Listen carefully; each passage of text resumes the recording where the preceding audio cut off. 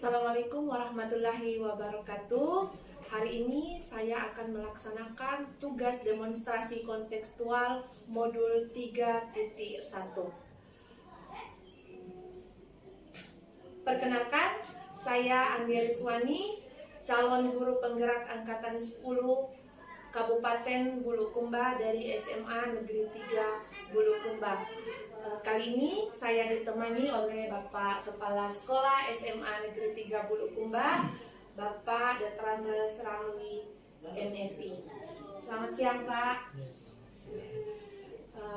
Bagaimana sehat-sehat ya, Pak? Alhamdulillah sehat, Bu. Iya, jadi untuk hari ini, Pak, saya mau mengadakan bincang-bincang dengan Bapak terkait tugas saya di guru penggerak mengenai demonstrasi kontekstual berbasis nilai kebajikan sebagai seorang pemimpin. Iya, terima kasih, Pak. Jadi yang pertama yang ingin saya tanyakan, selama ini bagaimana Bapak dalam mengidentifikasi kasus-kasus yang mana merupakan dilema etika dan yang mana yang merupakan itu adalah sebuah bujukan moral. Baik, apabila suatu kasus yang saya alami memiliki dua pilihan yang sama-sama benar saat akan membuat keputusan, maka saya akan mengidentifikasi kasus tersebut sebagai dilema etika. Namun jika saya dihadapkan dengan situasi yang membuat saya harus memilih antara benar atau salah, maka kasus tersebut merupakan bujukan moral. Selanjutnya, selama ini bagaimana Bapak menjalankan pengambilan keputusan di sekolah, terutama untuk kasus-kasus di mana ada dua kepentingan yang sama-sama benar ataukah sama-sama mengandung nilai kebajikan?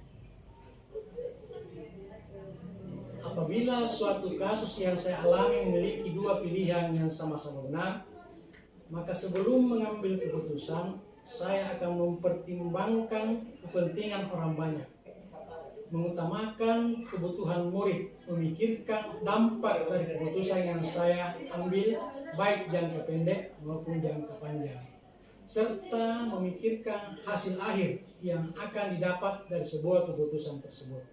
Selain itu, saya juga akan mengajak guru-guru untuk bermusyawarah dan memberi masukan-masukan.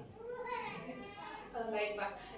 Terus dari berdasarkan pengalaman atau kasus-kasus yang Bapak hadapi selama ini, kira-kira langkah-langkah seperti apa yang Bapak biasa lakukan selama ini?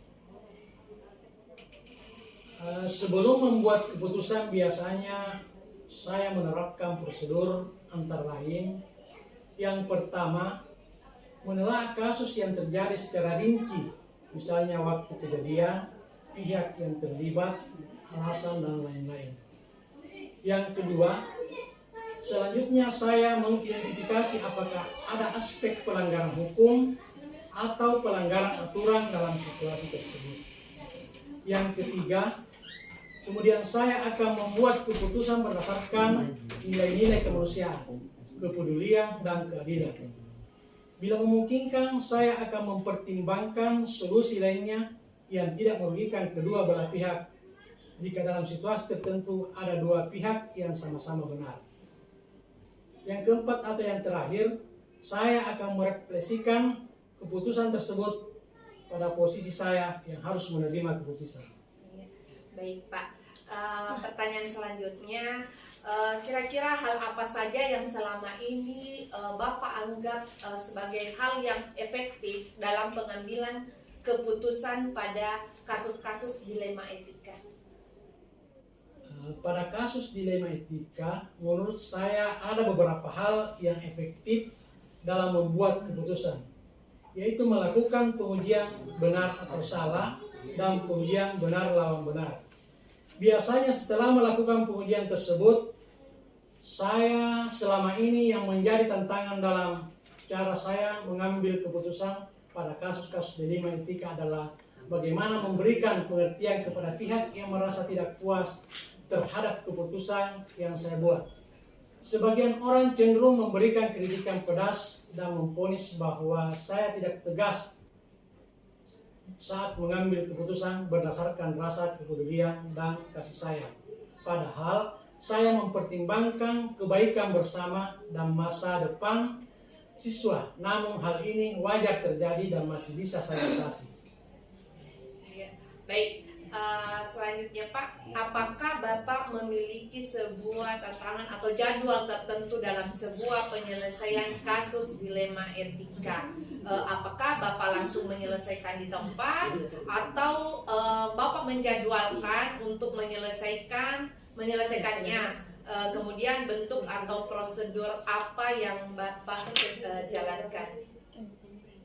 Biasanya jika situasi yang saya hadapi adalah dilema etika, saya tidak serta-merta langsung mengambil keputusan di tempat. Saya terlebih dahulu menelaah kasus tersebut secara rinci dengan mengumpulkan fakta, pihak yang terlibat, dan informasi lainnya.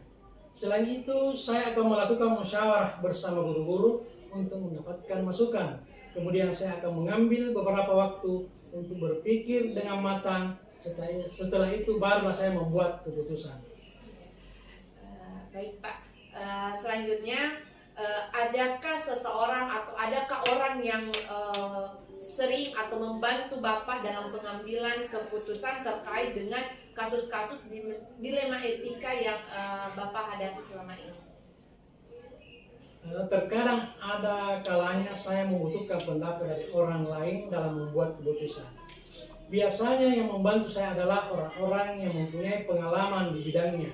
Misalnya pada kasus yang berkenaan dengan siswa, ada wali kelas yang membantu saya dan lain sebagainya. Hal ini tentunya dapat mempermudah saya dalam mengambil keputusan. Pertanyaan terakhir Pak, dari semua hal yang Bapak sampaikan, kira-kira pembelajaran apa yang dapat Bapak petik dari pengalaman Bapak dalam mengambil keputusan terkait dengan dilema etika? Ada banyak hal yang saya pelajari dari berbagai pengalaman saya dalam mengambil keputusan. Saya mempelajari bahwa dalam kasus dilema etika memang tidak ada keputusan yang betul-betul sempurna. Suatu keputusan pasti memiliki kekurangan maupun kelebihannya masing-masing. Maka untuk membuat keputusan, hendaknya kita memiliki prinsip yang didasari nilai-nilai kebajikan yang luhur. Terima kasih banyak Pak atas waktu kesempatannya untuk berbincang-bincang di siang hari ini. Semoga apa yang kita lakukan hari ini bisa bermanfaat khususnya untuk murid-murid kita ke depannya. Amin. Ya, terima kasih banyak Pak. Wassalamualaikum warahmatullahi wabarakatuh. Waalaikumsalam warahmatullahi wabarakatuh.